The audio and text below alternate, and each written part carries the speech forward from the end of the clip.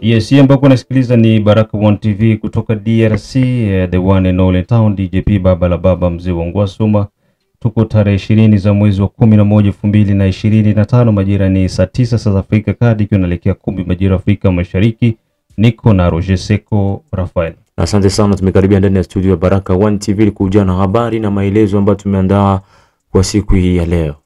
Kipindi cha habari na maelezo kutoka Baraka One TV. Ili kwa kwanza kupata habari zetu, like pia subscribe Baraka One TV. Tuko pia Facebook pamoja na TikTok. Usikose kulike na kushare, pia fuatilia Mwangaza TV ambako utakutana na matukio mengi yote ambayo yanaendelea DRC. Na katika yale ambayo tutazungumza ni kuhusiana na mapigano ambayo yako yanaendelea jimboni Kivu ya Kusini, huku pia Kivu ya Kaskazini, wazalendo wakiendelea kuwasha moto dhidi ya M23. Kuna maeneo ambako wazalendo wamechukua baadhi ya vijiji, na maeneo pia M23 na wenyewe pia wamechukua baadhi ya vijiji vingine. Kwa hiyo hao wanachukua huku, hao wanachukua huku. Ujumbe wa Umoja wa Mataifa umewasili Kinshasa na kuja kusifia diplomasia ya Felix Antoine Tshisekedi Tshilombo. Wanasema kwamba diplomasia yake iko nafanya vizuri na wakampa pongezi zake. Tutakuja kuzungumzia na ujio wa Generale Namutaga, ambaye amechukua nafasi Omari Namutaga. Alikuwa nafasi ya hayati Rukumeta Pierre. Amerejea kutokea wapenzi. Alitokea maeneo ya nyanja za juu huko pembezoni na Kageregere, ambapo huko bastion kubwa sana ambayo Magumino M23 wanakuwa. Na amesema amekwisha chukua vijiji vitano kule. Ndio. Kwa hiyo anakuja kufanya nini sasa? Kuja kupumzika ama kuongeza tena vikosi na kasi. Juu inatakiwa kuwa reinforce, lakini vikosi moja viliwakie. Kwa reinforce wengine. Sasa ngoja kwa tunakisia kumtafuta msemaji wa kundi lake ili tuweze kumsikiliza, kwa sababu mtu akipatikana hivi tunajua kisi ya kuona kama atakuwa yuko tayari. Tunamsikiza kidogo and then tutakuja kulizungumzia hili baada ya kumsikiliza msemaji. Kama atakuwa tayari tutasikiza maoni yake hapa, lakini kwa kusubiria ni kwamba hayo ndio ambayo tuko nayo, ni habari kubwa tatu, na kwa hiyo wote tunahitajika kwa pamoja. Naona tayari kama amekwisha kuingia hivi. Jambo kiongozi. Jambo sana. Unaongea na Rajabu hapa kupitia Baraka One TV. Tuko ndani ya studio sasa hivi na tuko live kupitia B1 TV, Facebook, YouTube pamoja na TikTok. Tuko na Roger Seko Rafael hapa. Umesikia kwamba kiongozi amewasili kutoka milima ya juu? Ndio, unazungumza na Salum Leste. Msemaji wa chama cha MPC ambacho kinacho na Rukumeta. Sasa kinaongozwa na Omari Namutaga. Okay. Chama kiko na hali gani kwa sasa hivi? Kwa sasa chama kiko na hali nzuri, kwa sababu tulikuwa tujaenda kwenye shamba la vita tangu tulipata kilio cha hayati Rukumeta. Hatukuwa tujaondoka kwenda mahali kwa sababu tulikuwa kwenye kilio, hatukuwa tujashipara. Na baada ya hapo tulifanya miezi ya panga, kamata haijapangwa vizuri. Lakini baada ya muda mrefu ya miezi kama hivi tukaamua kupanga kikosi. Baada ya hapo tukaanguka kwenda kwenye shamba la vita. Nini kilitokea kwenye shamba la vita sasa? Kwa kweli kwenye shamba la vita tulikuwa vizuri kwa sababu tulikuwa muungano wa makundi matatu. Na hizo vitatu ambaye alikuwa kiongozi alikuwa ni kiongozi Omari Namutaga kama commander force. Na kiongozi wa pili ambaye alikuwa kama msaidizi wake alikuwa ni Urulanda Bangu. Na kiongozi wa tatu ambaye alikuwa kama Miloge alikuwa ni Rukuta na Kapaka. Hivi kama vitatu hivyo tumeungana ili kwenda kwenye shamba la yalikuwa ni maeneo gani hasa ambayo mlilenga kwenda kuanzisha huo msako wa kuwasaka wahalifu wa magaidi? Tulikuwa katika milima ya Bijombo, mgrupema ya Bijombo. Ambapo tulianzia Tamba, tukaenda Goma, tukafika Maravya, tukaingia Kanono katika kufanya mashambulio kufukuza adui,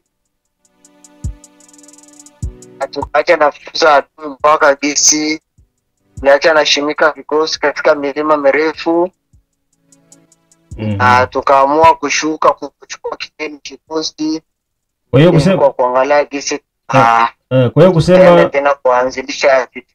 Kwa hiyo kusema mpaka sasa hivi raia ya Uvira ikuwe na uhakika kwamba milima ya juu vikosi vimebakia kule salama na maeneo yote yamedhibitiwa na waza, sio tena Ngumino kama kisi walivyokuwa wanatishia Ngumino Tigwane kushuka chini huko ikiwa na M23.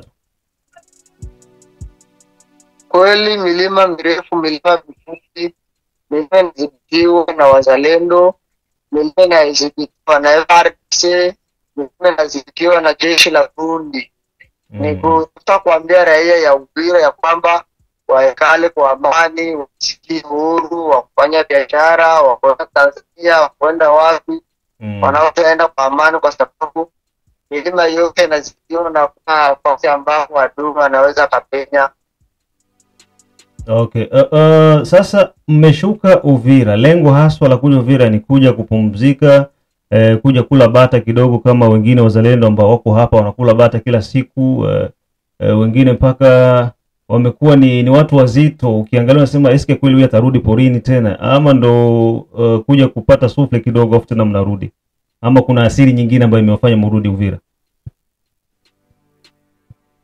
Wakula tuna muda kupumzika Uvira kwa sababu kazi yetu ni vita, kazi yetu ni shamba la vita. Tuko Uvira kwa lengo moja ya kuja kuchukua kikosi kingine ambacho tulikuwa tunaacha huku na kwenda nacho. Tulishuka Uvira kwa lengo la kupata labda msaada wa Masasi. Ndio malengo mawili kwa yamefanya shuka Uvira, na kuna tushuka sote Uvira. Kuna wengine kikosi ambacho tumeacha katika milima yetu mirefu kinakaba maeneo ambayo tulikuwa huko. Ni nini ambacho kinaendelea sasa, na ugumu kwa wapi kwa wazalendo wengine ambao wao washekalia Uvira tu, hawapendi tena kupanda milima ya juu kwenda kuzuia na kupigana na adui? Je, hamtajaribu pia kuwashawishi ili muongozane wote kwa pamoja? Sababu raia wanachoka kuona hii ma5 muvile ya wazalendo mpaka wamekuwa na makasho, wamekuwa nasambisha watu, wanakuwa nafunga watu. Hakuna mwae mka chini muwasensibilize pia na wao ni wapande kule kumtwanga adui. Kwanza tulijaribu kuambia serikali general ya kizalendo kutokana na makasho zisizo lepo kinyume na serikali. Ili tukaambia wazalendo, unaona tangu tuko hapa kutoka milima mirefu, baadhi ya wajinio hawajawahi kutoka hapa kwenda kupambana vita. Tukawaambia ya kwamba hatukushika silaha ambazo ni za kule huku ba kuzunguruka hapa. Tulishika silaha kwa ajili ya kupiganisha adui. Wale ambao walibaki hapa kuungana sisi kama sisi tulijiunga na wenzetu tukakubaliana ndio tupambanie nchi. Uvira haona kitu, Uvira hamna adui, hamna mtu ambaye tutabakia tunaungana naye na silaha. Wakuje tuungane, tuwape maluyenge, tuache kupita magari, maprobox ya vilenda vitarudia, tupande milima tuende tufukuze adui. Ndio message nitaambia mzee wazalendo, wakuje tujiunge. Ni banaona batajiunga na sisi, bajiunge na wengine wazalendo, wakota hata senki general, bapande kumilima. Tuangalie tufukuze adui. Uvira kuna adui, hakuna tupande tunakilia Uvira kama gisi raia sema wamama wananyanyasiwa, kufungiwa wasipokosa, wengine wanasema wananyanyasiwa na wanakuwa na woga kuona sana katika mji wa Uvira. Na ndio maana tukawaambia wakuje tupande kwenye shamba la vita, kwa sababu kazi ya mzalendo ni kupigana. Ndio kazi ya mzalendo. Hawezi kukaa na silaha vile muda wa miezi 3 ile haifanyi kazi. Swali lingine la mwisho kiongozi, kabla sijakuacha, hapa kulikuwa kuna mgogoro ambao umejionyesha licha ni wa chini katika kundi baada ya kuchukua kwa madaraka kwa kiongozi na Mtaga. ilikuwa inasemekana kwamba baadhi ya wazalendo wengine ndani ya kundi hilo hilo walikuwa wakuridhika na kwa yeye jenerali kuchukua madaraka yalikuwepo hayati Rukumeta. Ili swala mlilijere vipi ndani ya kundi? Je, lile kundi limejigawa liko kivyake ama wanatii oda ya kiongozi wa sasa? Na hiyo jambo nauliza, unajua katika makundi watu watano. Na sio kundi lito ambalo mpaka nalongoza. Makundi mengi wako na matatizo ya chini chini. Chini kwa sasa upande wetu tunasema kwamba hatuna tatizo, sababu kundi liko kwa pamoja, limeungana. Kama tumeamua kwenda kwenye shamba kwa sababu kupatana. Hatuondoka kutoka hapo kwenda kwenye shamba la vita, hatupatani. Hatuna wanajeshi, hatuna vifao, lakini kwa sababu tulikuwa patana na kwa maana vifao vilikuwa na tukaenda kwenye shamba la vita. Matatizo katika makundi hapo kosti, lakini pamoja na hiyo tunaendelea kuyamaliza matatizo madogo madogo hayawezi kukosekana. Okay. Na kushukuru sana Fande, tutapanga jinsi ya kuonana ili tufanye interview ya live kupitia Baraka1 TV. Asante sana. Mimi nashukuru zaidi. Asante. Kwa kusikiliza msemaji wa kundi la MPDAC ambalo linaongozwa na General Namutaga. Ndio, General Namutaga. Hapa juzi tulikuwa tunazungumzia hili swala la kusema kwamba kiongozi anakufa kisha mdogo wake achukue madaraka. Ndio hili likundi. Na ndio ile swali la mwisho ambalo nilikuja kukazia, je, zile problemi bado zinaendelea ama zimeisha? Lakini uzuri ni kwamba wameamaliza. Sasa tuanzie hapo. Ndio. Ngoja sogeze kiti kwanza ili tukae vizuri. Maana hapo kuna dossier du jour. Wazalendo wameenda milima ya juu. Ndio. Wanaenda kupigana na M23. Wamba wamefiwa na kamanda. Ndio. Sawa? Ndio. Baada ya miezi kadhaa wakajiorganize. Wakafanya coalition ya makundi matatu. Ndio. Wakapanda. Selogisi tulisikia hapa. Walipiga maeneo mbalimbali ikiwemo Bijombo, wapi karibia Senge gisi ulisema. Ndio, 5 kabisa. Na wakaacha wanaweka sentire kule. Ndio. Wanashuka sasa kuja kuchukua vikosi vipya. Ndio. Na kusensibilize wengine kwamba twende. Swali ni kuuliza Rogers. Maana mimi naona ndo tunapita sana huko. Ndio. Hao jamaa, hao ndugu zetu ambao tayari washazoea frontier. Wengine washazoea poro. Ndio. Nazoea mpaka barulaji barabara ni wazalendo. Niko nabaona bana. Eske wataenda kule hivyo? Niseme kwamba hii itakuwa tatizo kubwa sana. Kivipi? Mtoto akishaonjeshwa sukari mdomoni, sidhani kwamba anaweza kacha hiyo sehemu kwamba juu hata zamani kwa wale ambao walifanya wizi wa kuiba mapijo za watu walikuwa wanaweka maji ya sukari mu mtungi, pijo kikunywa na itatokaka pale. Inakuwa kuya pale. Ndio. Ile ilikuwa ni kitu moja wapo hata kwa maisha ya sasa. Jiulize mfano wa wazalendo. Kile wakati anagusa dedouanement kutosha kwa sai. Ma service d'assiette, ma DGM, DGI, DPMR wako na chindwa kudifferencier nani mwenye tutaweza kuwa nasikia order yake na nani watasikia. Ndio wanatumika na government, lakini ukitaisha huko magari zenye ziko na kwa dedouanier, mzalendo anaweka mkono pale. Hii ni gari ya ndugu yangu miache. Lakini wanafanya arrangement de l'amiable, wanampiga ile kidogo. Sasa ukitaisha hata wamoja na spare yao ya kutumika kama vile wazalendo ina change. Tulize mzalendo mmoja alikuwa anapigana mpori, anaanza kuwa ananuka parfait ya $300 $400. Sio wazalendo, bali sio bali ni wazalendo. Ndio. Mzalendo ifaa kuwe propre.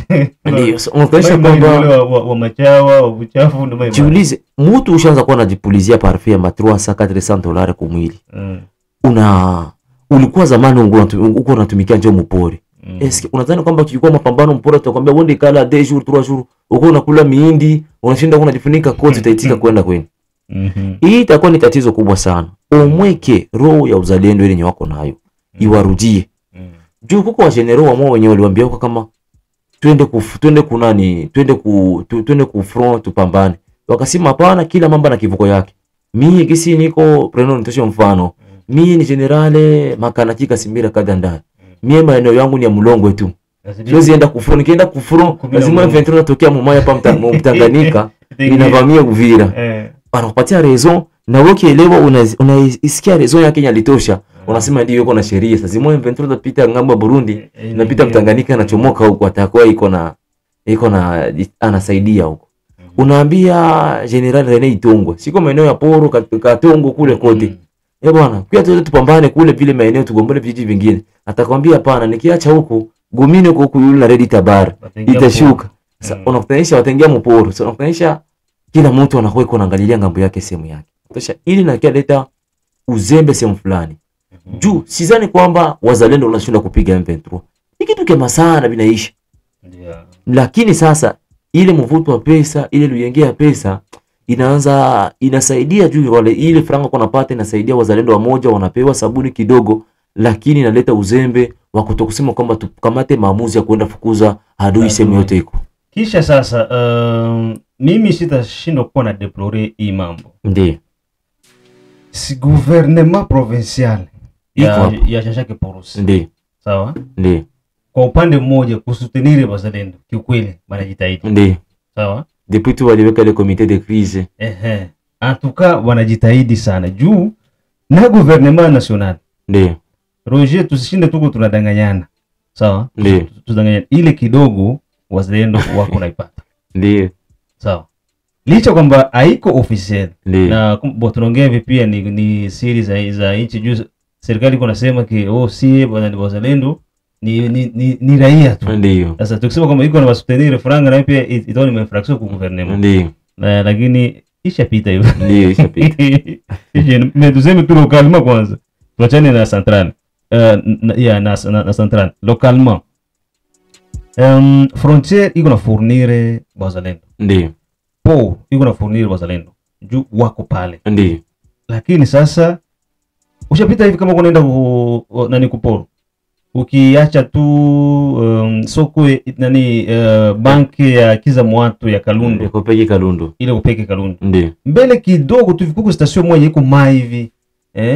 Bazingi ya mai. Kama ndio kama station moja leta ile. Ya petroli ile. Petroli. Voilà ile. Pale unashindaga wazalendo pale. Abati kamba. Moto ikipita tu ni mnazuia moto. Tax lipa. Ndiyo. Sasa beba ndio muvile hivi. Ukipanda kidogo mbele ya biro ya Nouvelle la. Pale mbele tu ya biro ya Nouvelle la pale. Ndiyo. Ya Muzito. Ndiyo. Watu wengine pale. Biko na lomba watu franga ba moto. Ba wazalendo. Sasa unajiuliza zile franga zenye ziko zinaingia kuporo, ziko zinaenda wapi? Na kuja kugundua kwa tumisha terme ya maji ya semeni ya maji. Wakati maji huko Robine. Kuna makundi pia kwa matabaka katika wazalendo. Huko vile bichwa kama ni bichwa 5-6 hivi. Ndio biko wanabeneficie ile kidogo ya kumaporo na kuma frontier. Ndiyo. Sasa huko wengine ba general iko na wasodaki 3, 4, 5. Ndio hapo biko na seme sasa hii mafujofujo huko ndani ya vile ya Uvira. Sasa ule utamwambia apande milimani eski ataenda kupigana. Sizani. Na wakati wao wako wanalomba zile mafranga mjia hata kama watachia kamba wanalomba pesa na wako wanaangalia. Hii gari inakuwa na FARDC. Watachia kamba hata simasi apige sifule ku gari ya FARDC. Unaona? Watamaliza na masasi. Lakini unaonyesha wao wanashimamisha vile na ripoti wako wanapeleka kwa viongozi wao. Sindo wale viongozi ambao hawana wanajeshi wengi wa 10, 12, 15 mwenyewe unajua ba general biko mingi. Ndiyo. Generali kuna na wasoda yake 10 tu. Ndiyo. Mimi ni general. Sasa watu kama hawa kuweza kuwaunga kwa pamoja. MPDAC na movement nyingine hizi movement tatu ambazo zimejiunga kwa pamoja. Ndiyo. Uone kama zinafanya kazi nzuri sana. Ndiyo, zinafanya kazi nzuri. Na ndio hii pia kwa sababu sisi zimejiunga ziko deja na commander force huyu mmoja. Aden Loge. Ndiyo. Aden Loge ni huyu ni mmoja. Nani mwingine sema? Juu kuko commander force Aden Loge na nani mwingine?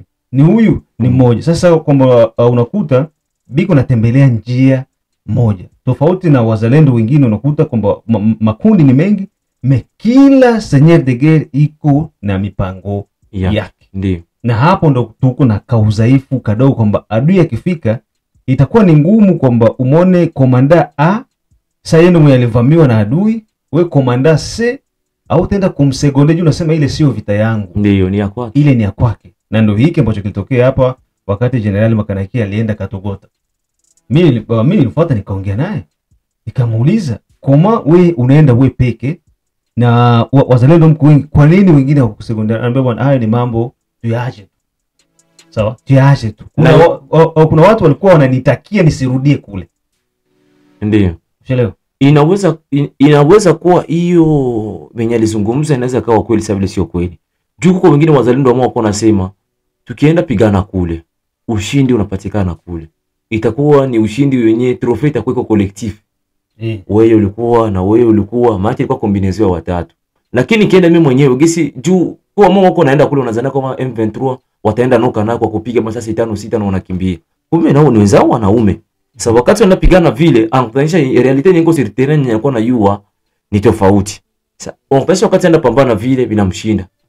Sasa lakini wakati yeye anaona kwamba nikienda pambana mimi mwenyewe nikishinda ile niseme kwamba zawadi itakuwa ya kwangu mimi peke juu ndakuwa rekoni vraiment wataniambia vraiment huyu alipambana alikombola vijiji fulani pasi fulani inakuwa ni wako peke unashinda inakuwa wako peke unapewa maarufu ya wewe peke. Lakini mkienda watatu atasema nyinyi wote mlikuwa mnaenda saidiana, lakini haitakuwa na uzito sana wakati ule.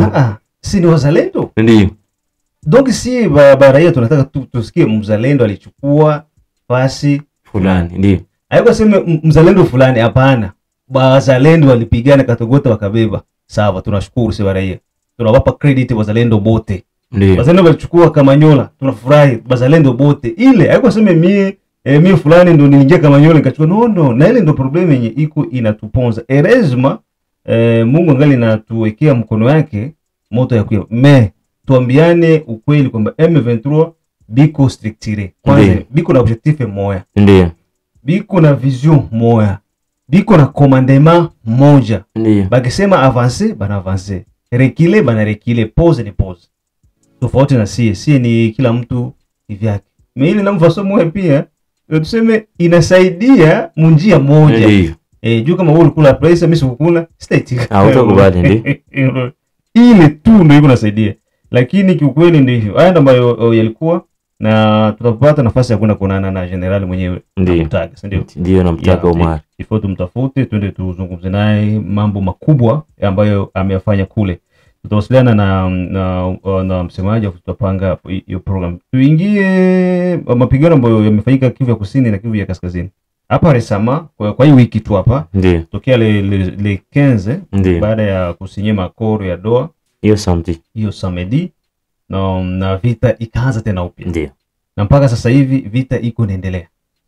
M23 walifanikiwa kuingia kwanza Maimoya. Ndio. Kwa hatua ya kwanza waliza deborde kibanda Mangobo wakaingia Maimoya, lakini kwa taarifa ambazo tulizipata ni kwamba Maimoya imekamatwa tena. Ndio. Na FARDC na Uzalendo. Ndio. Walichukua baada ya kureplike. Juba alirudia mpaka Kimbili kwanza, baadaye tena wakajipanga Kimbili wakaenda wakachukua Maimoya. Ile ni taarifa kwanza. Taarifa ya pili pia M23 ku Nord Kivu mbao Kumasisi walichukua maeneo ya Kasheke na Kibute hivi kama sikosei. Ngoja niangalie hapa. Wamechukua maeneo mawili na baadaye pia wazalendo nao pia wakachukua maeneo mengine kutoka vile kwa M23 na vile hiyo jana majira Kasheke na Bituna ndio walichukua M23, baadaye sisi tukachukua pia maeneo mengine. Ndio. Na hiyo jana walianzisha tena mziki mkubwa wazalendo wa FARDC walitaka walianzisha niseme vita na M23 kupambana na M23 maeneo ya Walungu, njia kutoka Bukavu kuelekea Walungu. Kwa sababu raia walikuwa wanazoea kupita ile njia, ndio ikaanza hapo mziki wa ajabu. Matokeo ni kwamba wamesukumwa kidogo, lakini bado wakingaliki wana resist. So mapigano iko inaendelea.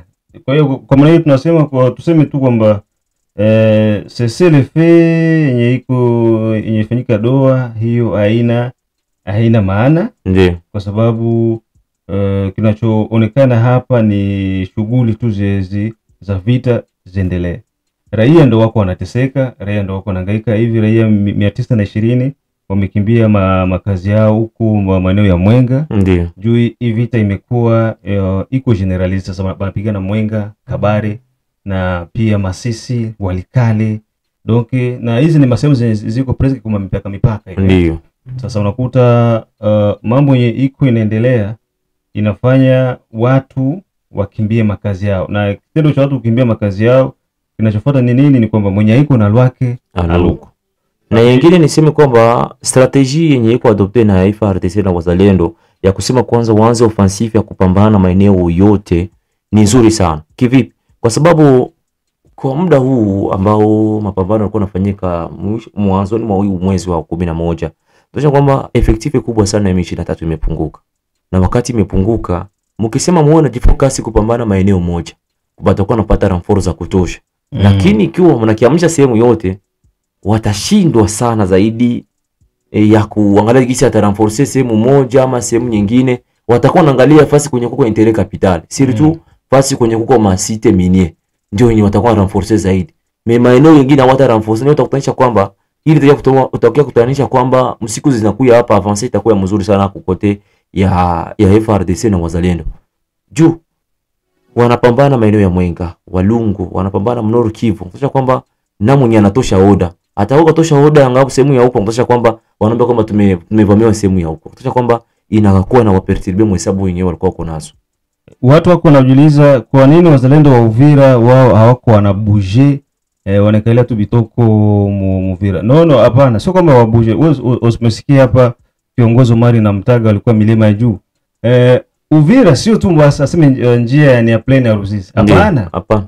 Mimi milima ya huku nani kule Kageregere, Rugezi, Bijombo, Bigaragara, Suzona. Ndio. Kule kote kuko ba M23. Ndio. Sasa bali na hapa bachokaki wala. Ndio. Kule juu.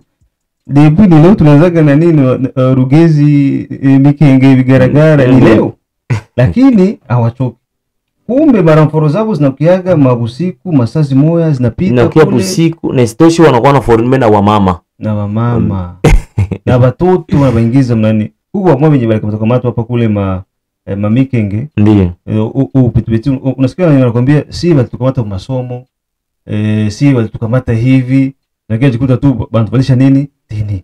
Hatukuwa tu muhivyo, hatujui. Donc biko na utilize watoto kuwatia mu vitu venye vina impact. Kwa Uvira nako pia wako wanapigana, ndugu zangu, msiwazie kwamba Uvira wanalala.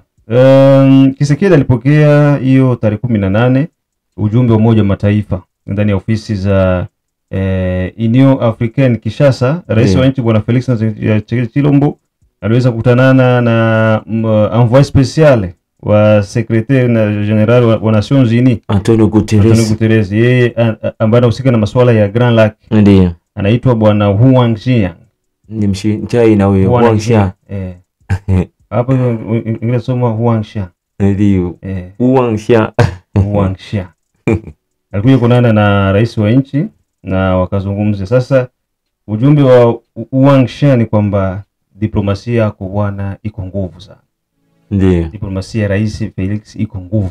Ndio. Sio Umoja wa Mataifa tunaikubali. Kwa hiyo tutaendelea kukuunga mkono na tutahakikisha kwamba amani inarejea ndani ya nchi za maziwa makuu. Swali la kujiuliza, je, kupitia hiyo kutosha mkono rambirambi na kumpongeza italeta matumaini fulani yoyote la kusema kwamba vita vinaenda fika ukomo wake, ama inakuwa ni ile plaisanterie yenye tu viongozi wa Umoja wa Mataifa wanafanyaga ili kuonyesha kwamba Kongo tuko nyuma yako, na wakati ukiangalia nyuma hakuna mtu? Diplomasia iko na maana kubwa sana. Iko na maana kubwa sana na ni hatua kubwa na ni ushindi kwa Rais Felix. Kwa sababu Umoja wa Mataifa ukikwambia kwamba uko na hatua kubwa ya kidiplomasia, ndio ina maana unafunguka milango. Lakini pia ukisifiwa na nchi za magharibi, hapa sana nazungumzia nchi za magharibi. Ndio. Kwa mfano Ufaransa ikikusifia inakwambia Kongo inaendelea kidemokrasia, ujue ni uongo na kupaka mafuta. Ndio.